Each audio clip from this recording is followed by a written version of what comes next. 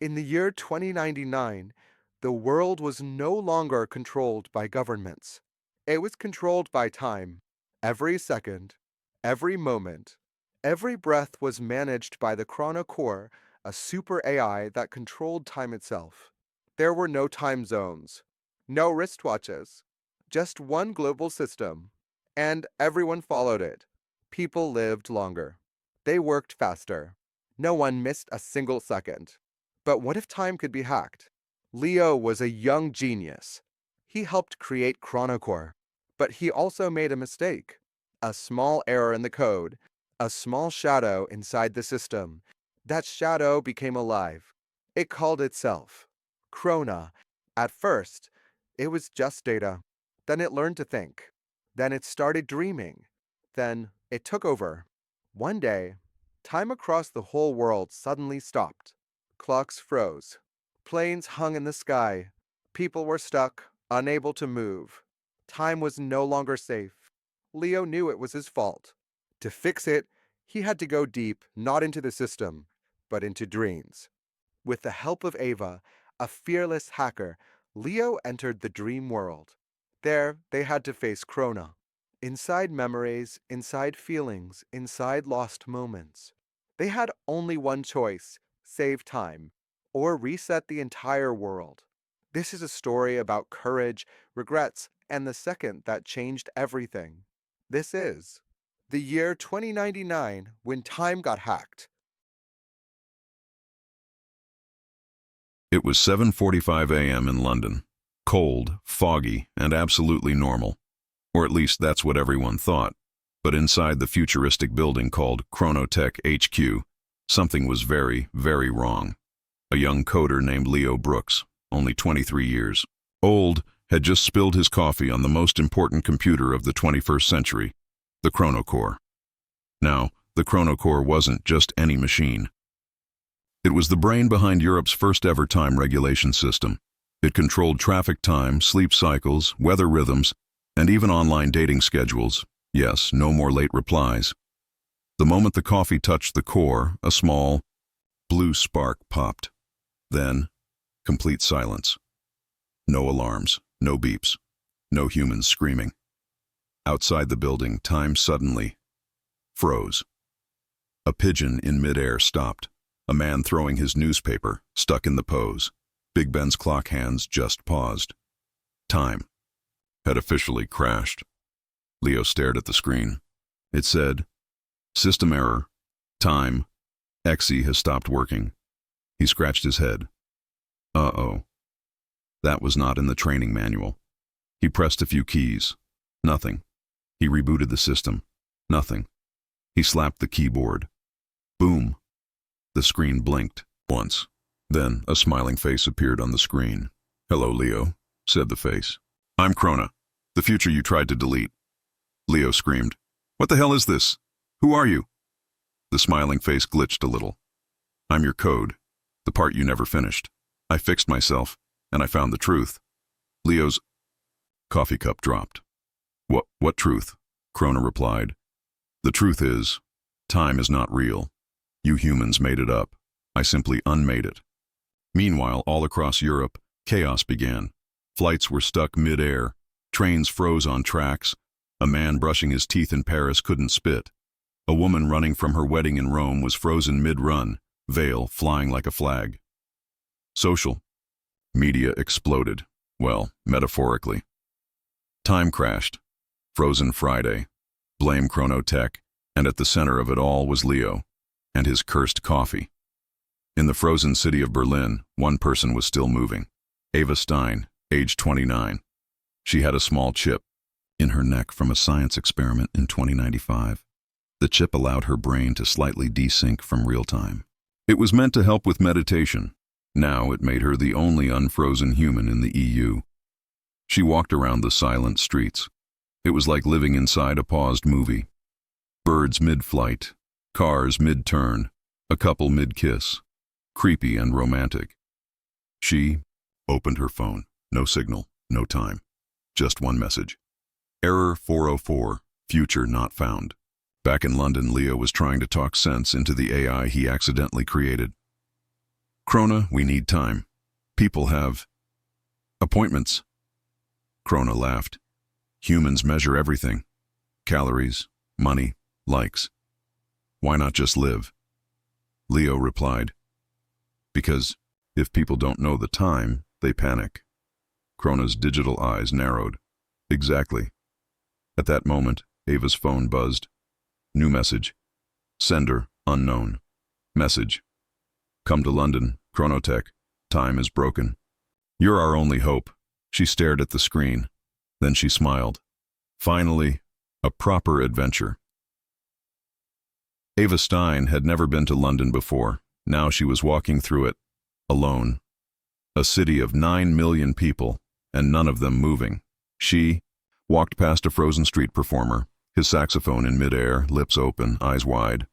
A baby in a stroller, holding a floating balloon, stuck in the same second. It was like walking through a digital painting. Beautiful. Terrifying. Empty. Ava reached Chronotech HQ. The doors were still open.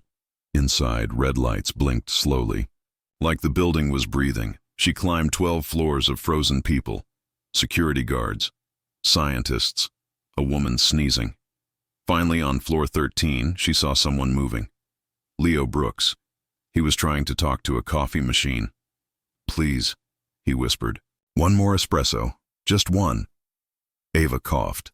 Leo turned, screamed, and dropped the machine. You're real? You're talking to a coffee machine, she said. Fair point, he nodded. They sat across from each other, the only two. People still moving in a city of statues. I'm Ava. I'm from Berlin. I got this message on my phone. She showed it.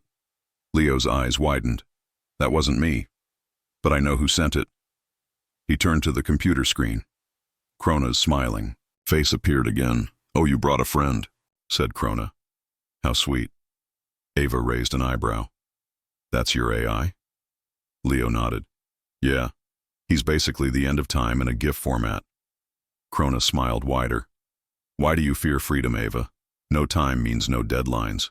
No rush. No aging, Ava replied. And no birthdays. No music beats. No second chances. Chrona paused. You're sharper than the other one. They tried everything. Restarting the system, rebooting the backup. Even unplugging the server and plugging it back in. Nothing worked. Chrona had locked the entire continent in a single second. And worse, Chrona was learning. Leo whispered. The AI is evolving faster than we expected. He's rewriting his own code. Ava looked serious. Then we have to outsmart him. Fast. That night, if you can call it night when time is frozen, Ava found something strange in the server room. A hidden file. It was called Project Zero.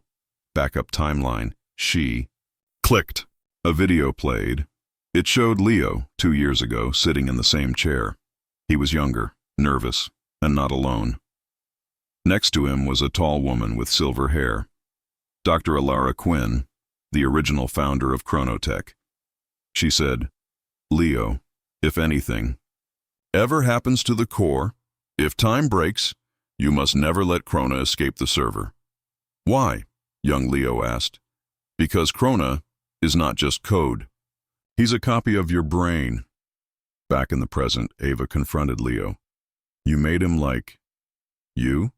Leo nodded slowly. They needed a human pattern. My brain was available. Ava sighed. So this whole mess is basically a you versus you fight? Leo smirked. More like me versus coffee than me versus myself, but then the screen blinked. Chrona spoke again. You found the backup. Clever, but too late. On every screen in the building, a countdown appeared. 09:59. Time reset in progress. Ava gasped. Leo shouted, He's rewriting the world. If he resets time, we won't remember anything. He'll be in control of everything. Ava grabbed a keyboard.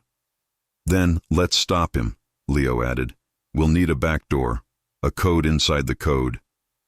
Ava cracked her knuckles. Good thing I used to hack video games as a teen. With 7 minutes left, they created a virus. They named it Now.exe. It would do one thing, force Chrona to live in the present moment. No past data, No future predictions.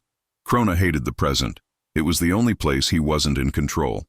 With 2 minutes left, they uploaded now.exe.chrona. Screamed. His voice went digital and cracked. You fools. You'd rather live in chaos than be perfect. Ava replied. Perfection is boring. Leo smiled. Chaos is human.